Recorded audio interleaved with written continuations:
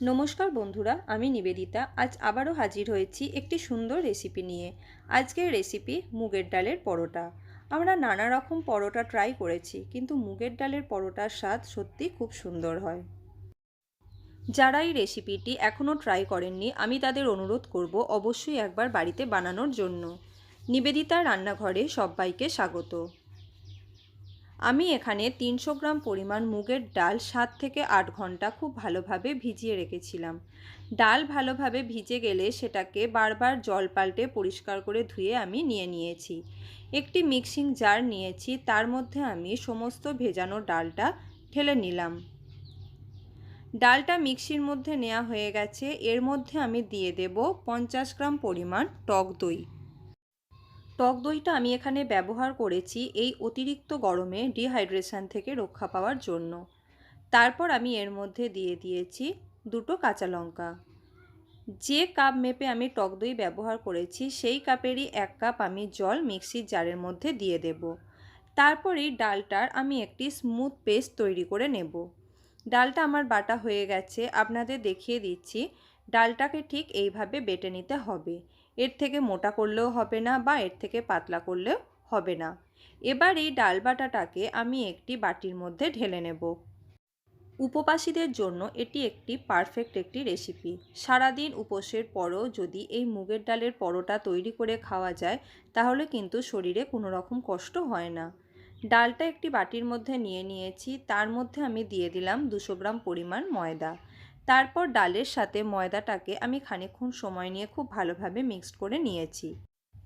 যে কাপ মাপ করে আমি ময়দা নিয়েছি সেই কাপেরই 1 কাপ আমি জল নিয়েছি। তবে জলটা পুরোটাই একসাথে দিয়ে দিলে হবে না, অল্প অল্প করে জল দিয়ে খুব সুন্দরভাবে ডালটাকে মিশিয়ে নিতে হবে। এরপর আমি এর মধ্যে দিয়ে দেব 1 চা চামচ আদা বাটা, আর দিয়ে দেব স্বাদ অনুযায়ী লবণ। লবণ আপনারা ডালের পরিমাণ অনুযায়ী ব্যবহার করবেন। তারপর আমি দিয়ে দেব 1 চা চামচ হলুদের গুঁড়ো, আর দিয়ে দেব 1/2 চা চামচ লঙ্কার গুঁড়ো। আপনারা যদি ঝাল খেতে পছন্দ করেন তাহলে লঙ্কার গুঁড়োর পরিমাণ বাড়িয়েও নিতে পারেন। তারপর আমি দিয়ে দেব 1 চা চামচ চিনি, আর দিয়ে দেব 1 চা চামচ জোয়ান। তার মধ্যে দিয়ে দেব 1 চা চামচ গোলমরিচের গুঁড়ো, আর দেব 1/2 teaspoon baking powder, 1/4 teaspoon baking soda. যে পরিমাণ বেকিং পাউডার দেব তার অর্ধেক দেব বেকিং সোডা। সমস্ত ড্রাই উপকরণ আমি ডালের সাথে খুব ভালো করে মিশিয়ে নিয়েছি। মেশানো হয়ে গেছে। এরপর আমি ওপর থেকে ছড়িয়ে দিলাম কিছুটা ধনেপাতা কুচি।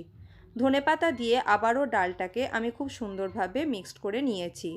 ডাল যত সুন্দরভাবে মিক্সড করবেন পরোটা কিন্তু তত নরম হবে।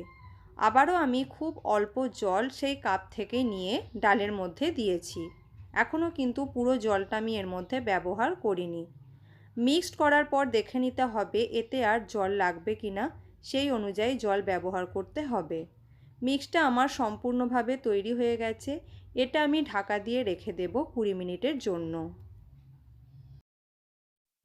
20 মিনিট পর ফিরে এসেছি। ডাল বাটা কিন্তু আগের থেকে আরও ঘন হয়ে গেছে। এর মধ্যে আমি আবারও জলের ব্যবহার করব। পুরো জলটা আমার এখানে প্রয়োজন হয়নি, সামান্য জল দিয়েছি। এতে কিন্তু আমার ব্যাটার একদম পারফেক্ট তৈরি হয়ে গেছে। বেশ খানিকক্ষণ সময় নিয়ে ভালোভাবে নাড়াচাড়া করে নিয়েছি। আপনাদের দেখিয়ে দেব ব্যাটারের ঘনত্বটা কীরকম হতে হবে। ব্যাটার খুব বেশি ঘন হলে পরোটার স্বাদ কিন্তু মোটেই ভালো আসবে না। আবার যদি খুব পাতলা হয়ে যায় তাহলে কিন্তু পরোটা উল্টানোর সময় ছিঁড়ে যেতে পারে। এখানে পারফেক্ট ব্যাটার তৈরি হয়ে গেছে। অন্যদিকে আমি একটি প্যান গ্যাসের ওপর বসিয়ে নিয়েছি। প্যান ভালোভাবে গরম হয়ে গেছে। তার মধ্যে আমি দিয়ে দিয়েছি 1 টেবিল চামচ সাদা তেল। ব্রাশটা আমি খুঁজে পাইনি, তাই বেগুনের মুখটা দিয়ে তেলটা আমি পুরো প্যানেতে স্প্রেড করে নিয়েছি। আপনারা এখানে ব্রাশের ব্যবহার করবেন।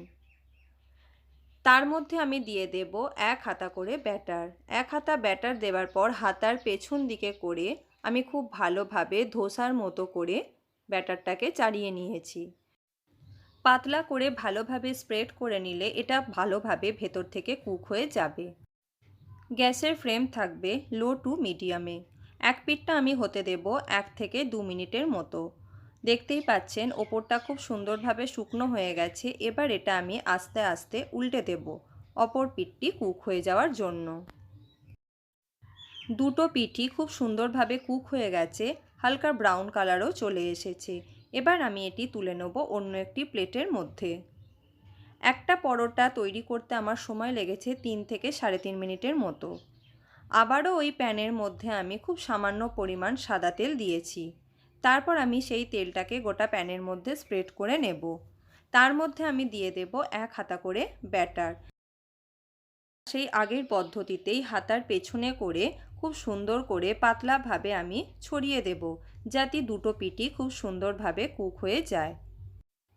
গরমকাল পড়া মানেই আমাদের গৃহবধূদের নানা রকম উপোস লেগেই থাকে। উপোসের দিনে লাঞ্চের মেনুতে বা ডিনারে অবশ্যই এটা রাখা যায়। আর এই পরোটা বানাতে কিন্তু খুব একটা তেলের প্রয়োজন পড়ে না। বয়স্ক মানুষদেরও এই পরোটা অনায়াসে সার্ভ করা যেতে পারে। সবকটি পরোটা আমি একই পদ্ধতিতে বানিয়ে নিয়েছি। আশা করি রেসিপিটি আপনাদের ভালো লেগেছে। যদি রেসিপিটি আপনাদের ভালো লেগে থাকে তাহলে অবশ্যই একটা লাইক, কমেন্ট এবং শেয়ার করতে ভুলবেন না। আমার চ্যানেলকে সাবস্ক্রাইব করে প্লিজ আমায় এগিয়ে যেতে সাহায্য করুন এবং পাশে থাকা বেল বাটনটি অবশ্যই প্রেস করে রাখবেন, যাতে নতুন ভিডিও আপলোড করার সঙ্গে সঙ্গে সবার আগে আপনার কাছে পৌঁছে যায়। যে সমস্ত বন্ধু নিয়মিত আমার ভিডিও দেখেন তাদের অসংখ্য ধন্যবাদ। এভাবেই আমার পাশে থাকুন এবং আমাকে এগিয়ে যেতে সাহায্য করুন।